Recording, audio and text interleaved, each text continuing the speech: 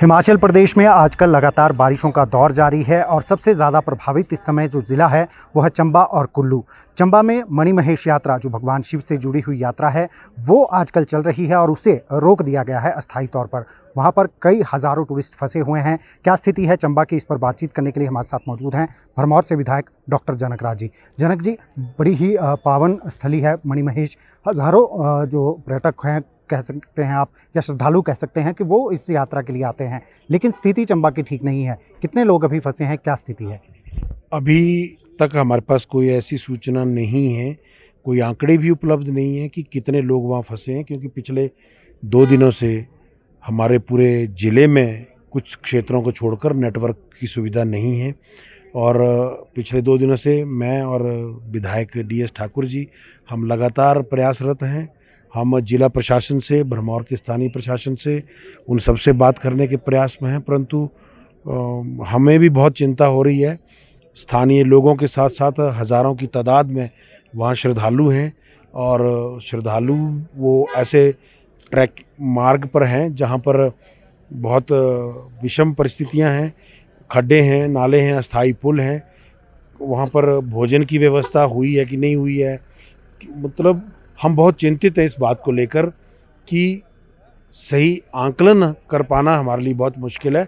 इसलिए हम सरकार से विशेष आग्रह भी किए हैं कि चाहे NDRF, चाहे सेना, चाहे पुलिस, चाहे स्वयंसेवी संगठन, किसी की भी तरीके से मदद लेकर और वहाँ पर हेलीकॉप्टर के माध्यम से आंकलन करने के साथ साथ राहत भी लोगों को पहुँचाई जाए।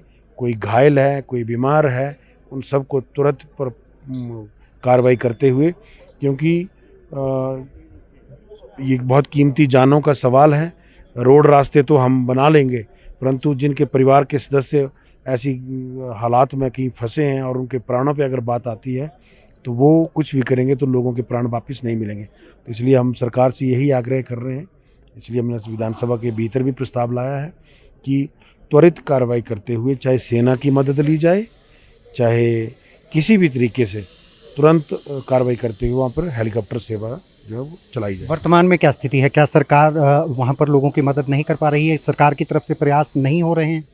अब इस विषय पर हम कोई टिप्पणी नहीं कर सकते, क्योंकि हमें जब कनेक्टिविटी की वजह से हमें कोई जानकारी मिली ही नहीं रही है कि वहाँ हालात कैसे हैं, कितने लोग प्रभावित हैं, कहाँ कहाँ प्रभावित हैं, ये जानकारी ही नहीं मिल पा रही है। जब बात ही नहीं हो पा रही है पूरे जिला प्रशासन से और स्थानीय प्रशासन से, तो हमें बहुत चिंता हो रही है, क्योंकि हमारे चुनाव क्षेत्र की जनसंख्या से अधिक लोग इस वक्त वहाँ पर यात्रा के लिए आए हुए थे और मैं महादेव से बस उनकी सुरक्षा की और उनके सुरक्षित सकुशल वापस लौटने की कामना करता हूँ। ठाकुर साहब, आप भी चंबा से ही आते हैं, आपकी तरफ से क्या प्रयास किए जा रहे हैं? जिस तरीके से डॉक्टर साहब ने कहा कि चंबा की जितनी आबादी है उससे ज़्यादा पर्यटक वहाँ पर फंसे हुए हैं। चंबा ज़िला इस वक्त जो है देश दुनिया से कट गया है। सारी रोड्स बंद हैं। चंबा पठानकोट बनीखेत रोड बंद है, सलूनी बनीखेत रोड बंद है। काफ़ी रोडें जो हैं टूट चुकी हैं 4 दिन से भारी वर्षा के कारण। और मेरी जो विधानसभा डलहौजी है उसमें 6 जगह बादल फटे हैं। तलाई के साथ हमारी ओसल पंचायत, गोली जो एरिया है वहाँ काफ़ी तबाही हुई है। गाड़ियाँ, दर्जनों गाड़ियाँ जो हैं इस फ्लड में बह गई हैं, कार और मोटरसाइकिल। उसके साथ ही हमारी सिमनी पंचायत में बादल फटा, भले ही पंचायत में ही बादल फटा। और हमारे नडर पंचायत, बनहाड़ पंचायत, कंगेड़ पंचायत, ऐसी 6-7 पंचायतों में बहुत बड़ा नुकसान हुआ है। उसके साथ लगती जितनी पंचायतें हैं इर्द गिर्द की, वहाँ भी नुकसान हुआ है। हमारे सैकड़ों घर जो हैं उनको नुकसान पहुंचा है डलहौजी कंस्टिट्यूंसी के एरिया में जितनी आती हैं। और लोग जो हैं कई घर छोड़ के अभी सरकारी संस्थानों में रुके हुए हैं या रिश्तेदारों के घर में रुके हुए हैं। तो ऐसा काफ़ी डलहौजी कंस्टिट्यूंसी में नुकसान हुआ है। और सरकार के माध्यम से प्रशासन से हम ये गुजारिश करते हैं कि सड़क स्वास्थ्य और टेलीफोन सुविधाएं बंद हैं, बिजली पानी बंद है, बच्चों के लिए पानी नहीं मिल रहा है। तो डलहौजी कंस्टिट्यूंसी के लिए विशेष तौर पर जो है प्रशासन पानी बिजली का तुरंत प्रबंध करे ताकि वहाँ की जनता को उसका लाभ मिल सके। 3 दिन से बिजली नहीं है और काफ़ी नुकसान पहुँचा है।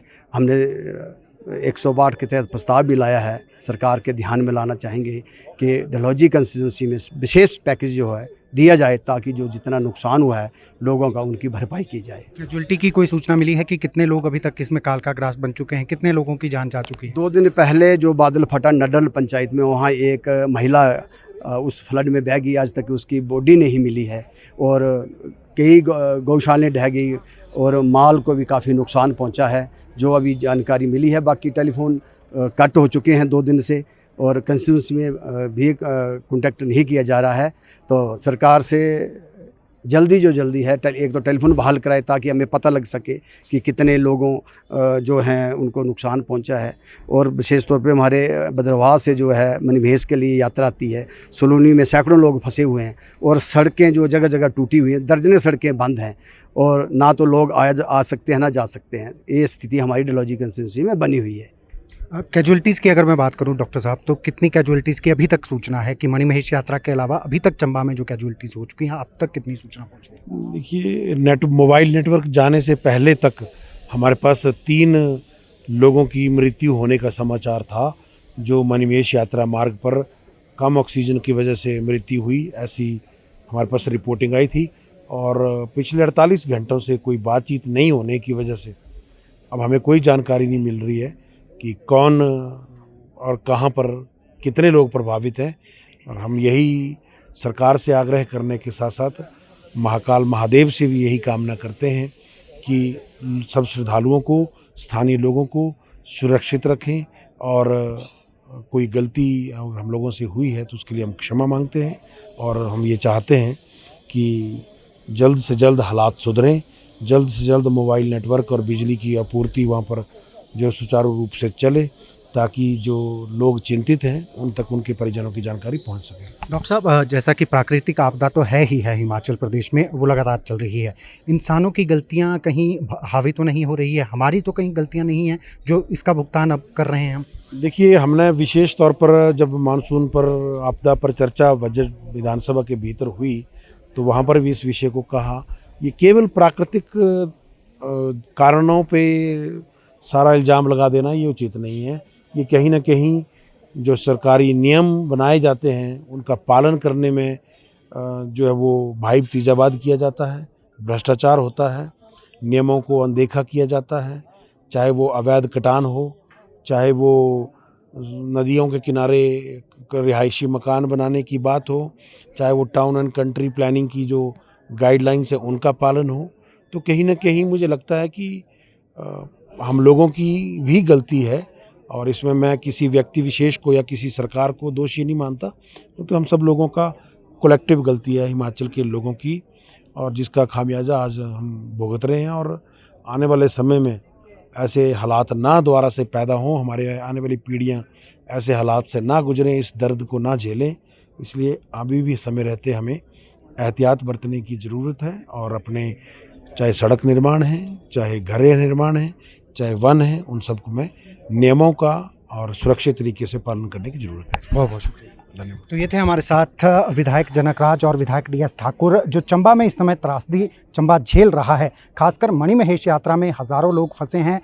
जैसा कि इन्होंने कहा कि चंबा की जितनी आबादी है उससे ज़्यादा पर्यटक इस समय फंसे हुए हैं, कनेक्टिविटी नहीं है, किसी से संपर्क नहीं हो पा रहा है और ये मामला आज सदन में भी गूंजा है। और सरकार से इन दोनों विधायकों ने मांग की है कि कनेक्टिविटी, सबसे पहले वहाँ पर कनेक्टिविटी को सुचारू किया जाए और NDRF हो सके तो NDRF की टीमों को वहाँ पर भेजा जाए ताकि जो लोग फंसे हैं वहाँ पर, पर्यटक फंसे हैं, उन्हें बचाया जा सके। दैनिक सवेरा टीवी के लिए शिमला से कैमरामैन DC भारद्वाज के साथ गजेंद्र शर्मा।